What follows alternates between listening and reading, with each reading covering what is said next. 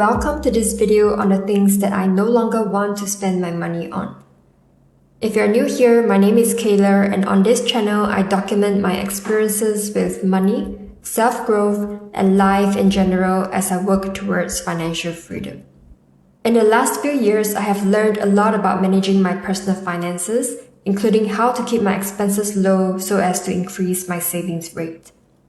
This involved learning to recognize my needs versus my wants and to identify areas where spending was unnecessary.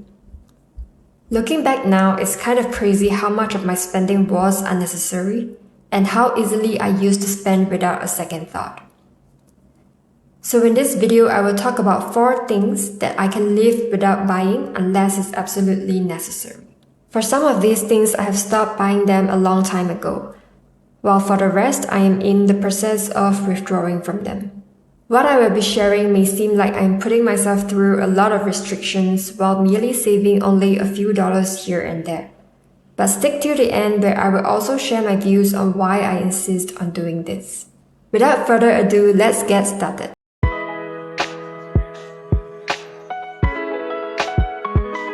I am someone who needs 2 cups of coffee every day, 1 in the morning and 1 after lunch, otherwise I wouldn't be able to function.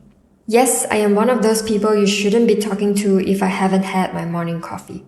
So whenever I had to be outside for the day, I would get coffee from either local coffee shops, where each cup goes for $1 to $2, or international coffee chains, where each cup goes for $5 to $6. While a few dollars may not seem like much, they added up quickly over the months, especially with my dependence on coffee to get through the day. Also, on occasion, I would get drinks from bubble tea shops where each cup averaged $4 to $5. The drinks that I would get were typically plain, sugarless milk or flavored tea, which honestly wasn't really worth the $4 to $5 price tag.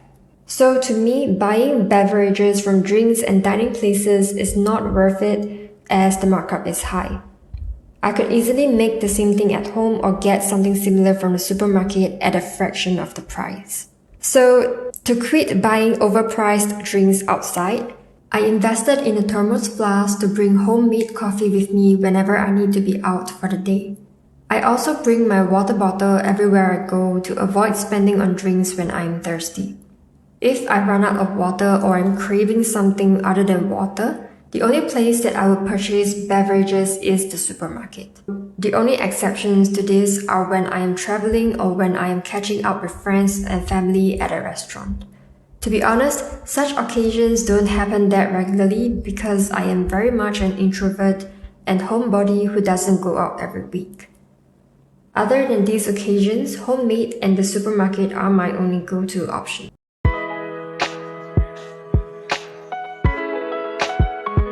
Clothing. I used to have a love-hate relationship with clothing. In the past, whenever I was feeling down and inferior about myself, I would go shopping for trendy clothes. I saw trendy clothes as my armor that could hide my insecurities and give me a confidence boost when I needed it. But the truth was that not many of those trendy clothes fit me well, and hiding never solved any of my issues. I was left with a much thinner wallet, a pile of unloved and rarely worn clothes, and a host of unresolved self-confidence issues. In an earlier video, I shared how my financial freedom journey has changed me in intangible ways, including making me grow into someone comfortable with expressing myself. Over time, I realized that I no longer needed clothes to conceal what I saw as my insecurities. I started leaning towards clothing that fit my body well and that I was comfortable in, regardless of whether they were trendy or not. And slowly I grew my personal style over the years, which is really just jeans and t-shirt for the weekends, plain trousers and blouses for work, and a small handful of dresses for nicer occasions. Once I started building my personal style, I faced another issue where I was tempted to buy every single item that I loved, especially with the ease of online shopping. But I have only one body that can wear only one set of clothes at any one time. Plus, the clothes that I have worn would make their way from the laundry basket to the washing machine to the drying rack and back into my closet within a week. So I asked myself, why would I need to spend my hard-earned money on more clothing when I already have enough to last through a couple of laundry cycles? That is unnecessary spending. So now I only buy to replace worn-out items that I still have a need for. And I realized that having fewer items makes the process of choosing what to wear much easier and less stressful in the mornings, especially when I need to conserve energy for a day of work in the office.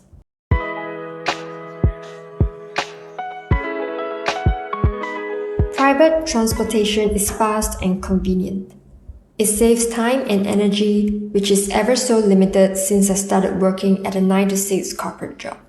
But it's several times more expensive than public transportation. While I am pretty disciplined and stick to public transportation most of the time, my discipline wavers whenever colleagues who live in my neighborhood invite me to share a ride home or share a ride to external corporate events. And it's very tempting when the event is taking place at a location very far away from where we live, and when I am too tired from work. Moreover, it splits the cost of the ride by half or more depending on the number of people sharing the ride.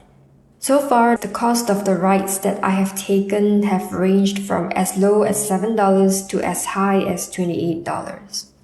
While $7 per person for a ride may seem affordable, especially taking into consideration the time and energy saved, it is still a few times higher than the cost of public transportation. Moreover, this price point is rare because the timings when we would take these rides are usually during peak hours. And it's easy to become hooked on taking private transportation if done too many times and could become an expensive habit before you know it. Last year alone, I spent more than $120 on about 6 rides, of which one ride was for an emergency matter, another for going to the airport with my travel luggage, and the remaining were all because I couldn't resist the temptation. This is something that I am still trying to withdraw from, so I deliberately set my transport budget for this year to accommodate only enough for public transportation and the occasional private ride for emergency situations or when I am carrying heavy and bulky items. I'm happy to say that this year has been going well so far, and I have not exceeded my budget. I kindly rejected invitations to share rides, and if I am tired from work, I try to find ways to rest or refuel, like eating dinner before making the hour-long trip home.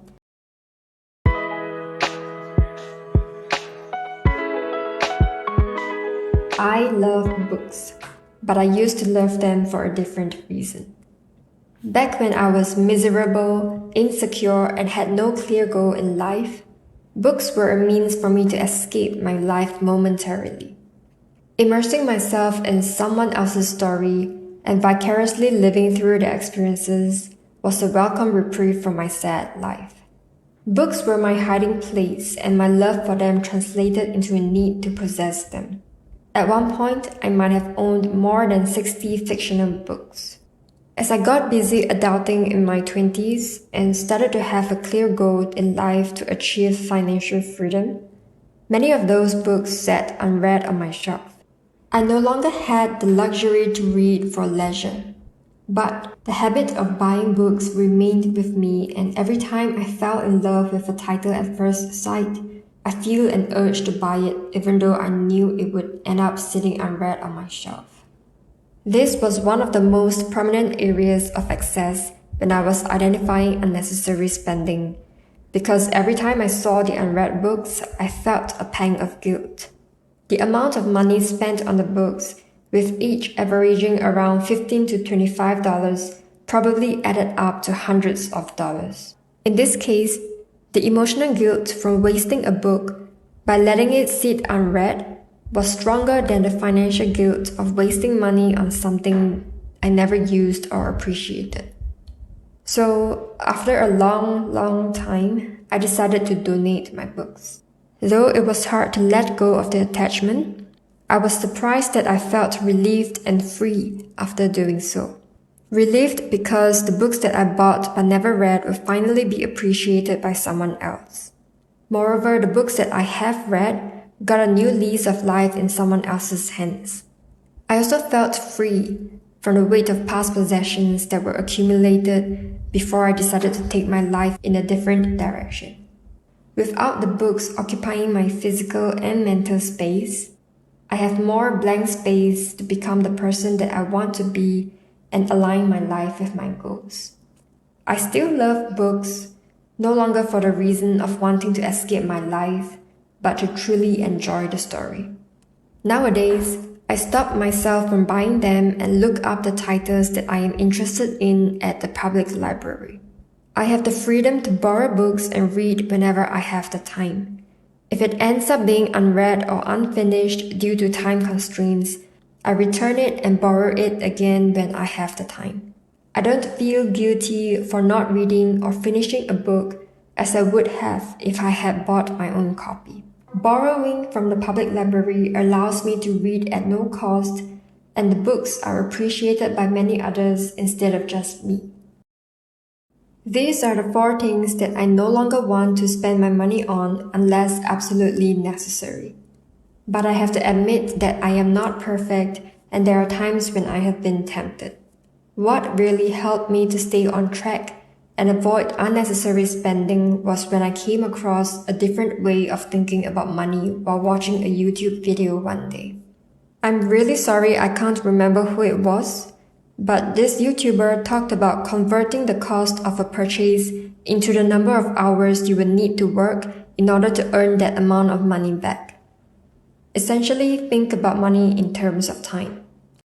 So for instance, if a purchase is $500 and I earn $100 per day, I would need to work 5 days to pay for it, assuming I take nothing out of those 5 days for living expenses like food. This way of thinking about money struck a chord in me. If you watched my earlier videos, you will know that my financial freedom journey started with a major push factor, which is a fear of spending the rest of my life stuck in the corporate job. This idea of converting every dollar that I think of spending into time that I would have to spend at my job to make that money back effectively made use of my fear to keep me disciplined. By preventing myself from spending money on those 4 things, it may seem like I am merely saving a few dollars here and there that maybe add up to $1,000 over the span of a year. It may seem that $1,000 over a year is not worth putting myself through all the restrictions, and I might as well enjoy these little pleasures in life. Furthermore, I can earn back $1,000 within 10 working days based on a salary rate of more than $100 per working day. But it's not just the amount of time I will need to work to make back the money spent. It's also about giving up and losing out on the same amount of time for that money to compound. $1,000 invested at an 8% annual rate of return over 10 years becomes $2,159. That's more than 2 times the original capital.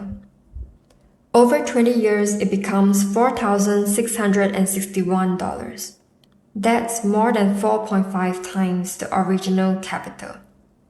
If I save and invest $1,000 every year, over 10 years at 8% annually, it becomes $16,645, with only $11,000 as initial capital. Over 20 years, it becomes $50,423, of which only $21,000 is initial capital. By the way, the 8% rate of return that I used in the calculation is below the 10-year and around the 20-year average rate of return of the S&P 500. So I learned not to underestimate a few $100s here and there because the power of compound interest can grow that little bit of money into something huge over time. Also, I don't see not spending money on these 4 things as restrictions, but rather a more intentional way of living, reducing excess and distractions, and being more aligned with my goal of building wealth. So whenever I am tempted or about to buy something that I shouldn't, I ask myself these questions. Am I willing to spend more of my life working at a corporate job just for some overpriced beverages? No. How much longer do I want to work at a corporate job just so that I could pay for some convenience? My answer? Not a second more than necessary.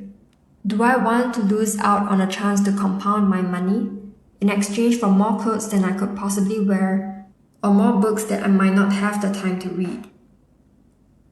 I don't think so. So these are my reasons for no longer wanting to spend unnecessarily. What are some of the things in your life that you can live without? Share with me in the comment section below. Thank you for watching until the end of this video.